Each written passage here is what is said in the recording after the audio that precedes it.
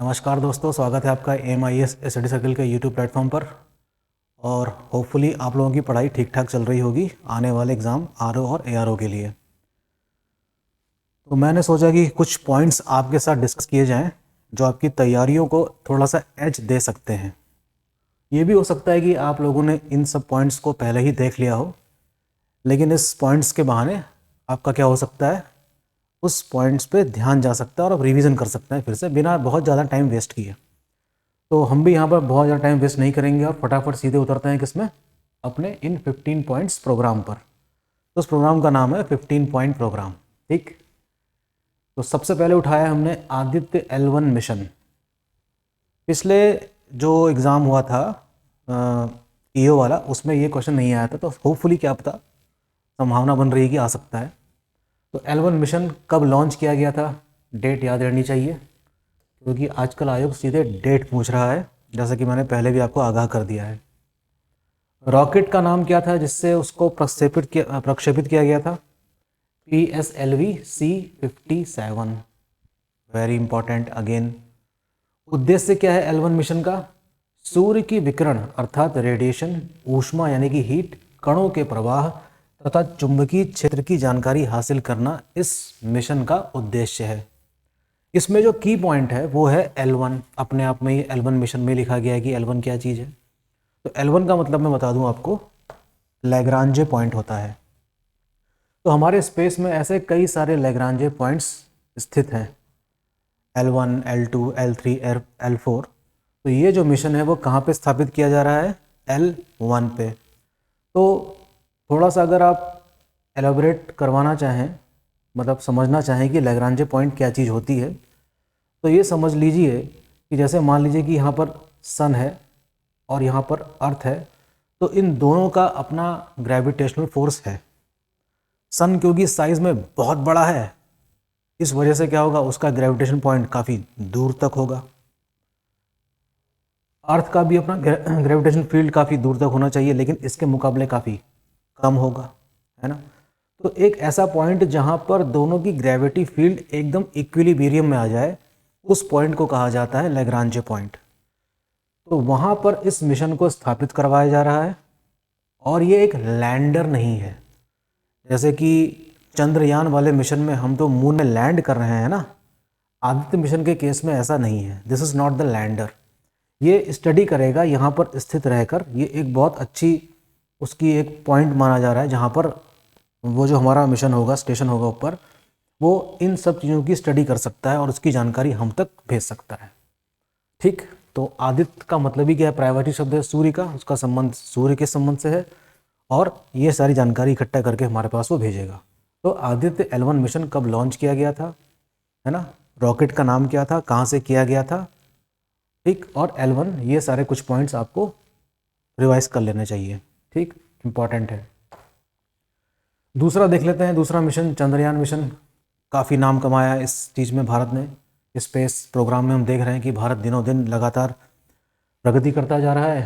14 जुलाई 2023 को इसको लॉन्च किया गया था। इसका उद्देश्य देख लेंगे क्या है, सतह पर सॉफ्ट लैंडिंग करवाना, और ऐसा करने वाला भारत विश्व का पहला देश बन चुका है, आप जानते ही हैं।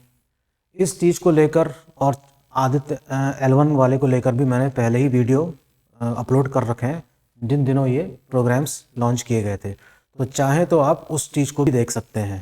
ठीक, 70 डिग्री दक्षिणी अक्षांश पर स्थित करवाएगा। कहाँ पर? देखिए, जैसे कि पृथ्वी का अपना अक्षांश होता है ना, 0 डिग्री लैटिट्यूड है, तो चंद्रमा का भी अपना एक 70 डिग्री अक्षांश होगा, जो कि काफ़ी साउथ में माना जा रहा है। तो इतने साउथ में जाकर पहली बार कोई देश वहाँ पर क्या करेगा, सर्वे करेगा। तो ऐसा करने वाला भी देश क्या है, पहला बन गया है। तो देख लेंगे, चंद्रयान मिशन की शुरुआत 2008 में हुई थी। 2019 में भी इसका प्रक्षेपण किया गया था, लेकिन वह पूरी तरीके से सफल नहीं हो पाया। ये तीसरा जो है मिशन, ये सफल माना जा रहा है। और अभी भी इसमें क्या है, जो हमारे लैंडर और रोवर है, ये अपना कार्यक्रम कर रहे हैं। यहाँ से भी क्वेश्चन आ सकता है कि लैंडर का नाम क्या है, विक्रम, और रोवर का नाम क्या है, प्रज्ञान। वेरी इंपॉर्टेंट, पढ़ के जाइएगा, इंपॉर्टेंट है। अगला पॉइंट, G20। यस, G20 का आपको पता ही है कि भारत को मेज़बानी मिली हुई थी पिछले साल नवंबर से लेकर अब तक। समाप्त हो चुका है वो दौर, जिसका शिखर सम्मेलन 18वां शिखर सम्मेलन है। ये दिल्ली में आयोजित किया गया था। साल भर जो बैठकें चली G20 के संबंध में पूरे देश में अलग अलग शहरों में, उत्तराखंड में भी 2 शहर चुनाए, रामनगर में भी हुआ था और टेहरी के आसपास भी शहर चुने गए थे, वहाँ पर इस प्रोग्राम को किया गया था। मुझे कमेंट में लिख के बताइएगा कि उत्तराखंड में रामनगर के अतिरिक्त वो 2 जगह और कौन सी थी जहाँ पर इसका आयोजन किया गया था। ठीक है, रामनगर में कब किया गया था इसकी भी आप डेट देख लीजिएगा, और मैंने इस पर भी एक वीडियो बनाया था। आप हमारी उसमें जाएंगे यूट्यूब चैनल में तो पुराने रिकॉर्ड्स में आपको मिल सकता है। प्रगति मैदान में इसका आयोजन किया गया और जिस जगह पे आयोजित किया गया था उसका नाम है भारत मंडपम। ठीक, वेरी इंपॉर्टेंट।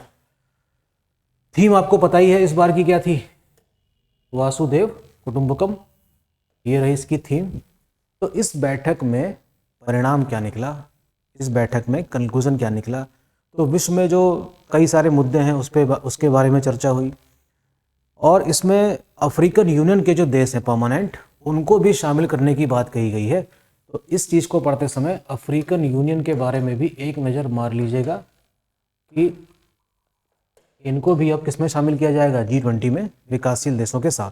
ठीक, थीम इसकी पता ही है, ये तो आप कर ही लेंगे, छोड़िए। चौथा, नारी शक्ति वंदन अधिनियम, पिछले एग्जाम में ये आया है लेकिन कुछ पॉइंट्स इसके और भी हैं, हो सकता है वो रिपीट हो जाए। ये किस नंबर का संविधान विधेयक है, संशोधन विधेयक, ये है 128वां।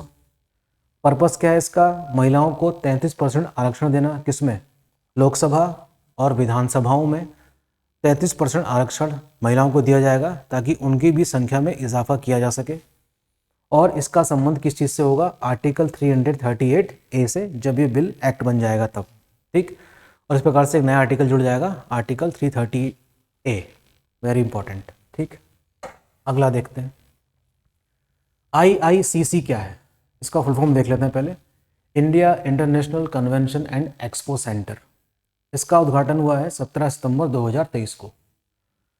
दरअसल G20 की जो शिखर बैठक थी वो होनी यहाँ पर थी, लेकिन अपने समय पर ये पूरा नहीं हो पाया था, जिसकी वजह से वहाँ पर किया गया था। ये इसको नाम दिया गया है यशोभूमि का। तो एग्जाम में क्वेश्चन क्या आ सकता है कि यशोभूमि का संबंध किस चीज़ से है, किस चीज़ से है, IICC से है, अर्थात India international convention and expo centre. जाहिर सी बात है कि दिल्ली, जो कि हमारी राजधानी नई दिल्ली, वहाँ पर विश्व स्तर के बड़े बड़े कॉन्फ्रेंसेस की जाती हैं। तो कई सारे देश के नुमाइंदे अलग अलग देशों के वहाँ पर हमेशा आते हैं और इस प्रकार से विदेशी जो रिप्रेजेंटेटिव्स हैं उनका दिल्ली में आना लगातार जारी रहता है साल भर। तो कोई बहुत बड़े बड़े कॉन्फ्रेंसेस होते हैं कई, तो जाहिर सी बात है कि दिल्ली इसके लिए सबसे मुफीद शहर माना जाता है। तो ऐसे सेंटर्स दिल्ली में होना काफ़ी इम्पॉर्टेंट है। तो इसमें एक चीज़ और देख लेंगे, अगर एग्जाम में क्वेश्चन आ सकता है कि व्हाट डू अंडरस्टैंड बाय माइस, जो हाल ही में चर्चा में था, माइस का तात्पर्य किस चीज़ से है। तो माइस का तात्पर्य है M for meetings, incentives, conferences and exhibition से। यानी कि इस प्रकार के जो भी कॉन्फ्रेंसेस, एग्जीबिशंस जो होंगे वो यहाँ पर लगाया जा सकता है और काफ़ी बड़ा इसका एरिया है। ठीक, पता लगाइएगा कि इसका एरिया कितना है। ठीक है, वैसे एरिया नहीं पूछेगा लेकिन ये जरूर पूछ सकता है कि माइस का संबंध किस चीज़ से है और IICC चीज़ क्या है। आयुष्मान भव, आशीर्वाद दिया जाता है बड़ों के द्वारा छोटों को, आयु में वृद्धि हो। तो आयुष्मान भव अभियान जो है वो भारत की राष्ट्रपति द्रौपदी मुर्मू द्वारा कॉन्फ्रेंस के जरिए गांधीनगर के राजभवन से आरंभ किया गया। डेट याद रख लेंगे, 13 सितंबर 2023 को। पर्पस क्या है, व्यापक स्वास्थ्य सेवा पहल है। जो स्वास्थ्य सेवाएं सरकार के द्वारा चलाई जा रही हैं उनको गांव-गांव तक पहुंचाना इसका उद्देश्य है। ठीक है, आयुष्मान भव से क्या तात्पर्य है, एग्जाम में क्वेश्चन आ सकता है, इंपॉर्टेंट है, याद रखिएगा। अगला देखते हैं, उल्लास मोबाइल ऐप को किसने लॉन्च किया, ये आ सकता है। ये लॉन्च किया है एजुकेशन मिनिस्टर धर्मेंद्र प्रधान ने। इसका फुल फॉर्म देखिए, ये है, हो सकता है फुल फॉर्म ही पूछ ले आपसे कि understanding life long learning for all in society. ये इसका क्या है, फुल फॉर्म है। पर्पस क्या है देख लेते हैं। डेट ये रही आपकी 1 अगस्त 2023 को। रिसेंट करंट इवेंट है, आ सकता है। बुनियादी साक्षरता तक पहुंच की सुविधा प्रदान करना। जो बुनियादी साक्षरता है, जो बेसिक लिटरेसी है, उस तक ये ऐप पहुंच बनाने में सुविधा प्रदान करेगा। इम्पॉर्टेंट है, आ सकता है। यूरिया गोल्ड, इसका उद्घाटन तो हमारे प्रधानमंत्री नरेंद्र मोदी जी ने किया, राजस्थान की यात्रा में थे। उसी दिन 1 अगस्त को उल्लास मोबाइल ऐप लॉन्च किया है धर्मेंद्र प्रधान ने। ठीक, तो ये यूरिया गोल्ड क्या चीज़ है? एक नए प्रकार का यूरिया विकसित किया गया है। इसमें सल्फर की कोटिंग होती है, इसलिए इसको SCU कह रहे हैं, सल्फर कोटेड यूरिया।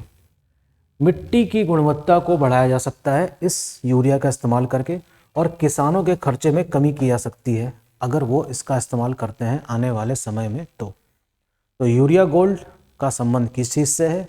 एक नए प्रकार का यूरिया है जिसमें सल्फर की मात्रा ऐड करी गई है, और ऐसा करने से जो फर्टिलिटी है सॉइल की वो बढ़ेगी, और कम एरिया वाले खेत में भी ज़्यादा क्या करें पैदावार बढ़ाई जा सकती है। ठीक, इम्पॉर्टेंट है, याद रखिएगा। आप लोग इस लेक्चर को पूरा सुनिएगा प्लीज़, पॉज कर करके इन सब चीज़ों को पढ़ लीजिएगा। ठीक है। PM प्रणाम, वेरी इंपॉर्टेंट। PM प्रणाम क्या है? पोर्टल 28 जून को CCEA के द्वारा जारी किया गया। पर्पस क्या है? राज्यों को वैकल्पिक गैर रासायनिक उर्वरकों का उपयोग करने के लिए प्रोत्साहित करना है। ठीक, यानी कि हमें ऐसे फर्टिलाइज़र का यूज़ करना है जिसमें केमिकल की मात्रा काफ़ी कम हो, या नहीं के बराबर हो, या हो ही ना। तो ऐसा पोर्टल PM प्रणाम करेगा। तो ये इसका पर्पस है। CCEA है ना, इसका संबंध है, एक कमेटी है इकोनॉमिक अफेयर्स की, cabinet committee on economic affairs द्वारा ये आरंभ किया गया है। 10वां काफ़ी इंपॉर्टेंट क्वेश्चन मान रहा हूँ मैं, वंदे भारत एक्सप्रेस ट्रेन के संबंध में। आप जानते ही हैं ये एक सेमी हाई स्पीड ट्रेन है जो उत्तराखंड को भी मिल चुकी है, दिल्ली और देहरादून के बीच में। इसको लॉन्च किया गया था, या इसको आरंभ किया गया है 25 मई को।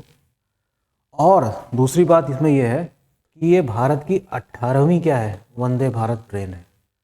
ठीक, ये इंपॉर्टेंट पॉइंट है यहाँ पर कि ये भारत की 18वीं वंदे भारत ट्रेन है। तो इससे संबंधित मैं चाहूँगा कि आप इन सब चीज़ों के बारे में भी खोज करें कि पहली वंदे भारत ट्रेन कब चली, कहाँ चली, वो आपको याद ही होगा, दिल्ली और बनारस के बीच में, वाराणसी। अब तक कितनी चलाई जा चुकी है, और कहाँ पर इसका निर्माण होता है, ये भी जान लेना जरूरी है वंदे भारत के संबंध में। और आपके लिए होमवर्क ये रहेगा कि क्या पूर्वोत्तर राज्य में भी वंदे भारत ट्रेन पहुंच चुकी है या नहीं, नॉर्थ ईस्ट की बात कर रहा हूँ। ठीक, तो इन सब चीज़ों को भी आप ढूंढने की कोशिश कीजिएगा, जरूर मिल जाएंगी आसानी से। ठीक है, अगला देखते हैं। समर्थ अभियान 28 मई 2023 को आरंभ किया गया। महिलाओं को सशक्त बनाने से इसका संबंध है। पर्पस क्या है? ग्रामीण क्षेत्रों में डिजिटल लेन देन को बढ़ावा देना। महिला सशक्तिकरण से संबंधित यह अभियान है, समर्थ अभियान मई 2023 में लॉन्च किया गया है। महिलाओं को सशक्त बनाना इसका पर्पस है, और ग्रामीण क्षेत्रों में डिजिटल लेन देन को बढ़ावा देना भी इसका मुख्य उद्देश्य है। नेशनल पार्टी अब कितनी हो चुकी हैं? 6। छठी कौन सी है? आम आदमी पार्टी। ठीक है ना, आम आदमी पार्टी जो है वो क्या हो गई है, अब एक राष्ट्रीय दल बन चुकी है, और इसको दर्जा मिला है इस साल 10 अप्रैल 2023 को। तो यहाँ से भी आपके लिए मैं होमवर्क बना रहा हूँ कि राष्ट्रीय दर्जा पार्टी का जो है वो कैसे मिलता है, ये आप ढूंढिए इस चीज़ को, और इलेक्शन कमीशन के द्वारा दिया जाता है, ये तो पता ही है। ठीक, एक काम आप ये भी करेंगे कि नेशनल पार्टीज का दर्जा प्राप्त करने के लिए शर्तें कौन कौन सी हैं, वेरी इंपॉर्टेंट। इलेक्शन कमीशन के संबंध में भी देख लीजिएगा किस आर्टिकल में है, इस समय चीफ इलेक्शन कमिश्नर कौन है, इस संबंध में भी आप जब ये ढूंढ रहे होंगे तो लगे हाथों ये भी पढ़ लीजिएगा इलेक्शन कमीशन के बारे में। ये है आपका आर्टिकल 323 से लेकर 329 के बीच में। ठीक, ओके, ये भी काफ़ी इंपॉर्टेंट है पॉइंट नंबर 13। किरीट पारेख कमेटी का संबंध किससे है? किरीट पारेख समिति का संबंध किससे है? किससे? नेचुरल गैस जो है, प्राकृतिक गैस, उसके मूल्यों से। ठीक, गठन इसका हुआ था सन 2022 में। जब आप एक रीडिंग इसके बारे में मारेंगे ना तो और भी कई सारे पॉइंट्स इसके बारे में जो आपको समझ में आ जाएंगे पढ़ते ही। ठीक, तो मेरा काम है सिर्फ आपका ध्यान आकर्षित करना किस चीज़ में, उन पॉइंट्स के बारे में जो आप बिल्कुल भी छोड़ के मत जाइएगा। नेक्स्ट देख लेते हैं, लास्ट पेज है हमारा। द गोल्डन ईयर्स नाम की जो पुस्तक है, ये जो बुक है, इसके लेखक कौन है? Ruskin bond. रस्किन बॉन्ड जाने माने लेखक, मसूरी में रहते हैं और इन्होंने इस पुस्तक में 60वें 70वें और 80 के दशक के बारे में शायद इसमें चर्चा करी है। बुक से संबंधित जो हाल ही में चर्चा में रही हैं, इसके बारे में भी आप लोग पढ़ लीजिएगा। फिलहाल मैंने एक ही बुक उठाई है यहाँ पर, द गोल्डन ईयर्स, हो सकता है आ जाए। अच्छा, जिसके बारे में मैंने आपसे पिछले लेक्चर में कुछ चीज़ें जोर देकर कही थी, वो है rescue operations by the government of India, है ना, GOI लिख दे रहा हूँ मैं यहाँ पर। इसमें मैंने सिर्फ ऑपरेशंस के नाम लिखे हैं, खोजना है आपका काम। होपफुली आप लोगों ने इसके बारे में पढ़ भी लिया होगा। ऑपरेशन गंगा कब चलाया गया था, कहाँ चलाया गया था, ऑपरेशन कावेरी, ऑपरेशन दोस्त, ऑपरेशन राहत, ऑपरेशन देवी शक्ति और ऑपरेशन वंदे भारत। वंदे भारत ट्रेन की बात नहीं हो रही है, वंदे भारत नाम का भी एक ऑपरेशन है। इन 6 के 6 ऑपरेशन के बारे में लेक्चर सुनने के बाद आप खोजेंगे और अपनी नोटबुक में उतार लेंगे और उसको जितना संभव हो सके रिवाइज करेंगे। तो ये रहे कुछ 15 मेजर पॉइंट्स जो आप जो अपनी पढ़ाई कर रहे हैं ना, सेल्फ स्टडी, उसमें इसको ऐड कर लीजिएगा। ठीक, कितना टाइम लगेगा? 10 मिनट भी नहीं लगेंगे शायद। ओके, ठीक है। तो बने रहिए अपनी पढ़ाई के साथ भी और हमारे साथ MIS के साथ भी, और लेक्चर को पूरा सुनिएगा और इसको फॉरवर्ड भी कीजिएगा, सब्सक्राइब भी कीजिएगा। Thank you and all the best. मिलते हैं जल्दी ही।